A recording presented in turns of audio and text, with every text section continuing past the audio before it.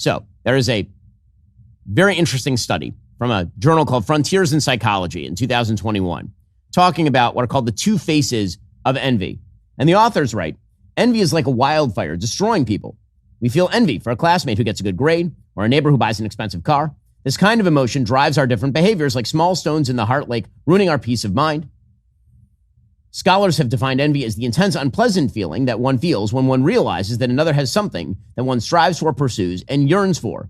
Envy is a painful emotion. There are two kinds of envy. One is useful and one is quite terrible. One is benign envy. In benign envy, the envious person may try to make themselves as good as the person being envied. Therefore, envy can increase personal effort, drive behavior to achieve the desired object, and to turn attention to the means of achieving it. And then there is another type, malicious envy. This is where the envious person may try to degrade the person being envied, to vilify or denigrate the other person's advantages.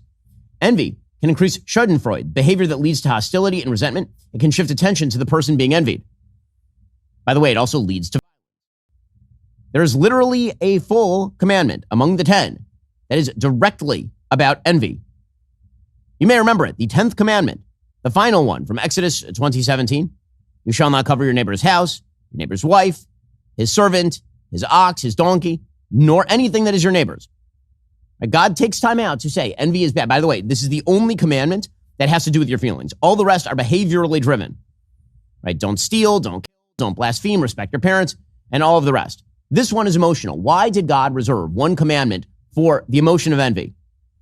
Because it turns out the entire history of humanity relies on whether we can actually master our envy. This is the story of Cain and Abel. The story of Cain and Abel is about envy.